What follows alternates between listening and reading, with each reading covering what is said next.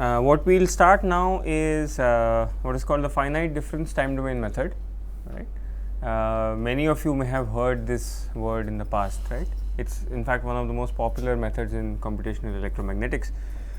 Right, so this is what we are going to roughly do. We're going to motivate and give some history about this problem, and we'll deal with a 2D formulation and then look at various aspects, numerical analysis of this method. Okay, so let's start with the introduction. So as before, we'd like to start with a little bit of sort of context and history. So FDTD, that's the short form that we will be using throughout, finite difference time domain. Okay, so we'll see why we call it finite difference time domain. So few very general points first. So it is the simplest, okay, and also the most what can you say, most widely used.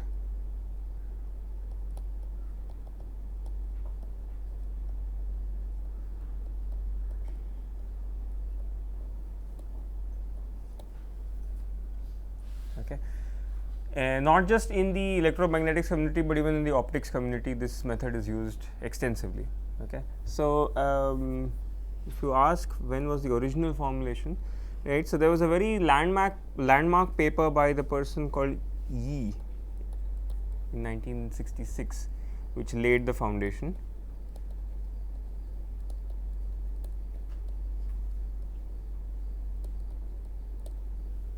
And in fact, when you look at this method and the paper as formulated by E, you would think, oh, I could have done this. You know, it's really that simple.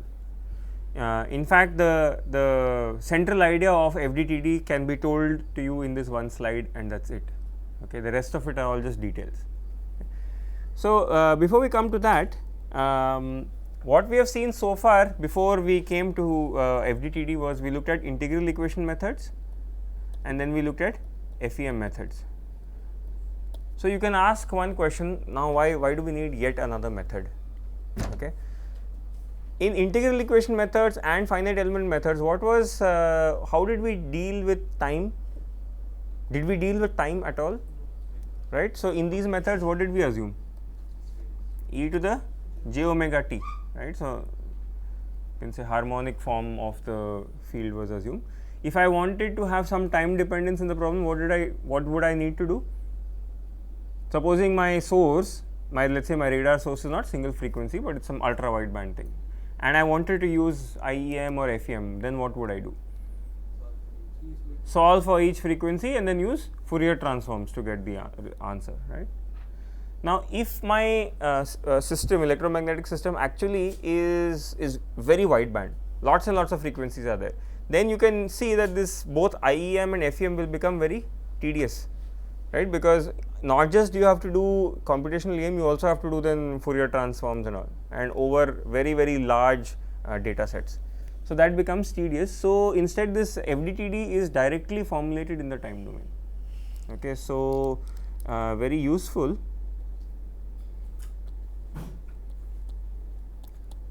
for time domain formulations.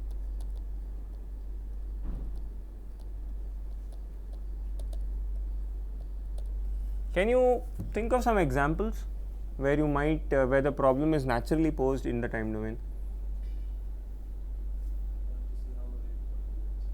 If I want to see how a wave propagates, so if so a wave propagating like e to the j omega t from a pulse, right? So like you want to, a pulse is traveling and you want to see how it goes in, right? So that can be one thing, right? So wave propagation, but we want pulsed form, right? Because continuous wave form is already e to the j omega t, right? So pulsed form. So the like a radar pulse has a finite time duration, right? So it cannot actually be approximated as e to the j omega t. So that is one case. So you want to see in real time how is the wave propagating. Any other situation? Transient phenomena, yes. Transient phenomena is very important. Example? What is the most transient electromagnetic phenomena that you can think of? Natural phenomena. Huh? Switching, yeah, switches, yeah, okay. So that's a more down to earth example. Switching, right? There's a circuit, there's some switching happening. So that's your EMI, EMC as they call it, electromagnetic interference problems. There is some gate that is operating at some switching rate, and because of the switching, it is producing some electromagnetic waves. That was something naturally in the time domain. Natural phenomena, lightning, right? Very sudden burst of electromagnetic energy. In terms of frequency content, it will be all frequencies, but in time domain, it's localized to a very small point in time. So that might be one example where time domain formulation is better, right? So you can say switching in general.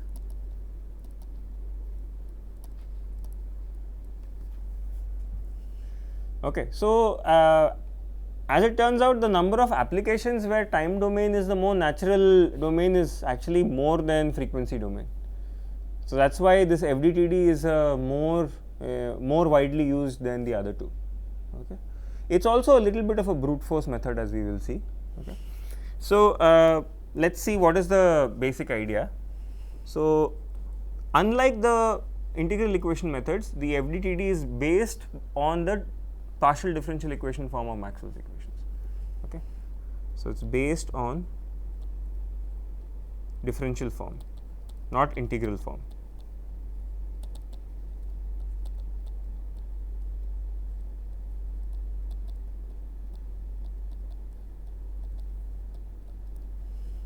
Okay. So let's make the assumption. We'll start with a very simple assumption of a medium, and as we go in subsequent modules, we'll generalize it. Okay. So I'm going to assume a linear medium. Linear medium means, well, that is what you said was about isotropic. So let's say isotropic medium. Epsilon is equal to is a scalar, right? The permittivity and permeability are scalars. Okay, let's make one further assumption that it is a non-dispersive media. What is non-dispersive? What does the word non-dispersive tell you? The permeability or permittivity rather does not depend on frequency. If you take this feature away, you cannot have a rainbow, right? So we are making some very strong assumptions, but we'll relax these as we go. We want to just give the central idea first, then we can generalize it. Okay. So over here, under these assumptions, I can write down that my displacement field can be written as just a scalar times electric field. Okay, and B also can be written as mu h. Okay. In particular, this assumption we will change later, but it takes a lot of work.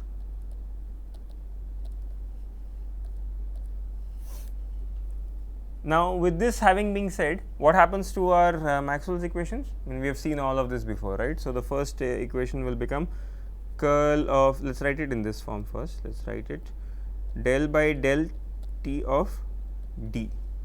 Okay. So that becomes, that is simply curl of H minus J, right? And that simply becomes epsilon, sorry, electric field. Okay, that's your first equation, and then the second equation is curl of E, and that becomes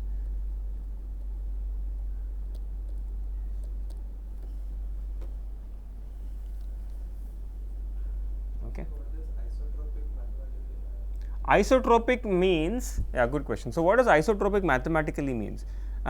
Isotropic means that epsilon, so physically what does it mean? That no matter which direction you go, the wave experiences the same medium. Okay, that means epsilon is a scalar number. Okay, but if it is anisotropic, then the wave experiences a different property, let's say different propagation speed in this direction, that direction. So epsilon over there becomes a tensor. That how is linear different? Okay, So linear means that epsilon does not depend on the strength of the field itself. That would make it a non-linear medium. For example, does the refractive index depend on the intensity of light? In general, no, right? If I take a glass, it has a refractive index no matter what beam I send through it. But in optics particularly, there are non-linearities where the refractive index begins to depend on higher powers of electric field. Then you call that a non-linear medium. Okay. So all of what I said, so linear and isotropic means I can write epsilon as a number. I thought isotropic meant like epsilon will be some x or epsilon of xy, so that it varies with space. That is heterogeneous or homogeneous. If epsilon becomes a function of space, then we call it a heterogeneous medium. Okay, but I can have a homogeneous medium that is anisotropic. And the most common example, the most common use of this is in optics, what are called birefringent media. They have different propagation constants in different directions, even though it's a bulk medium. And that comes from atomic structure of the material. There's a asymmetry in the atomic structure. Maybe like the displacement D in one direction affects D in the. Yes, that is also possible. Yes. So what he is saying is that the displacement field can depend on electric field in different directions. So that is taken into account by making epsilon to be a tensor. Okay. So those are all the sort of complications. So one more thing I should add over here will be time invariant. Why should I add that? So is that epsilon can come out of the d by dt. Right. So we are assuming that the medium is static. So when we begin to list out the assumptions, you can see that there are so many over here, right. All right. So let's actually write this equation on the right hand side. Make some space over here.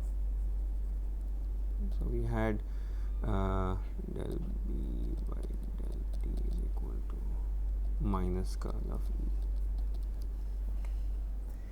So far I have only told you about the differential form, and now what is the central idea that you use in finite difference time domain? It's basically built on Taylor's theorem. Okay. So Taylor's theorem will tell us that f of say z naught plus delta z by 2. Okay. So let's take this. We all know this, f of z naught is the first term, next term is delta z by 2 f prime, right, and higher order terms. Okay. What is the in the Maxwell's equations that we have seen, what is the order of derivatives that are coming in space and time? First order, right. So we will just retain our discussion to first order for now, and by symmetry this will become minus delta z by 2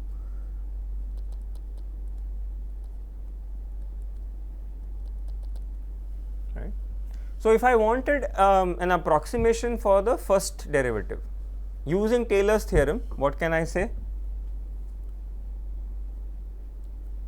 What will Taylor's theorem, can Taylor's theorem be used to give me an approximation for first derivative of a function?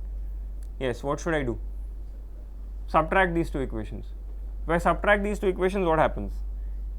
F of z naught cancels off, right, and then I am left with delta z by 2 is common and it's there 2 times, right. So that becomes delta z on the right hand side, delta z times f prime, and the left hand side will become f of z naught plus delta z by 2 minus f of z naught minus delta z by 2, right. So this implies that f prime, now I will just write it as f prime of z naught, but you should know that this means f prime of z evaluated at z equal to z naught, right. It is understood by now. So this is your f of z naught plus delta z by 2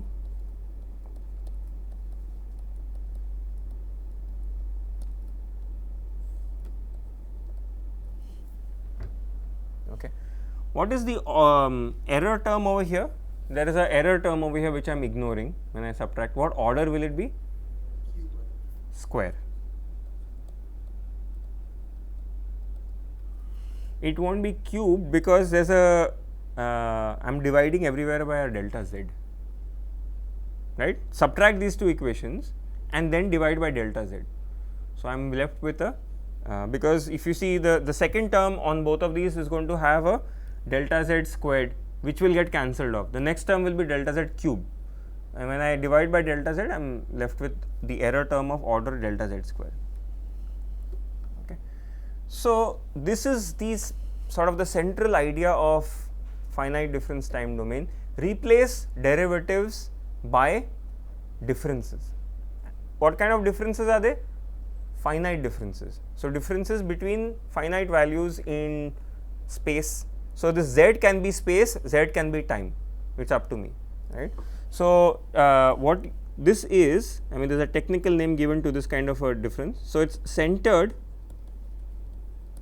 okay, 2-point finite difference.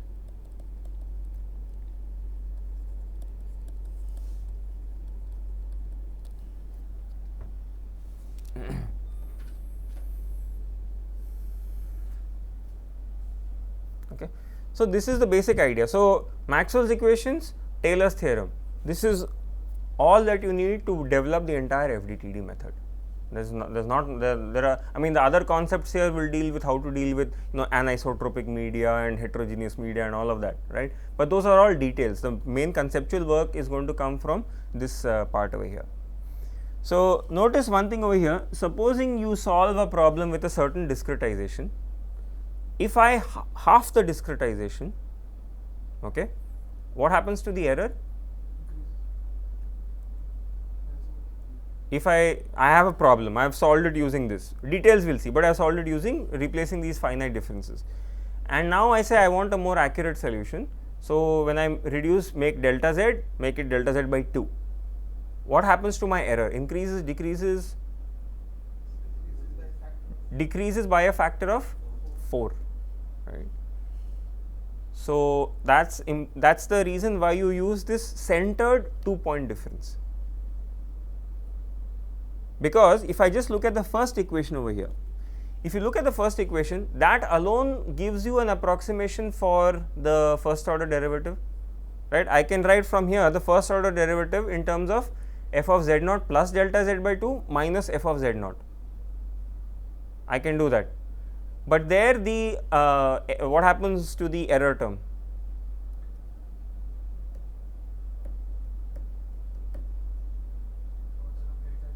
Order delta z, right? Do you follow? Okay, so let's see. So let's maybe we'll write it over here. So I can also write f prime of z naught approximately as, just using the first equation alone. So f of z naught plus delta z by 2 minus f of z naught. Okay, and what is the next? So we'll keep this delta z by 2 here. Okay, so I'm just rearranging the term. And what are the other terms over here? Order of delta z square. Now I can divide this expression on both sides by? No, I've just rewritten this first equation. The first equation had second order terms and so on, which I'm ignoring. So when I divide this equation by delta z by 2, what happens? The order becomes, I mean the error becomes of order delta z, right? So the approximation now, if I make my if I reduce my discretization by a factor of 2, my error also reduces by a factor of 2. So the other scheme which I derived over here, this centered 2-point difference is better because halving the discretization makes the error go down by a factor of 4, right? So the error term is what I'm talking about. How does the error behave as a function of discretization? So the error is the order of delta z. Yes, the error is of order delta z squared in a centered difference. What I've written over here is called a one-sided difference.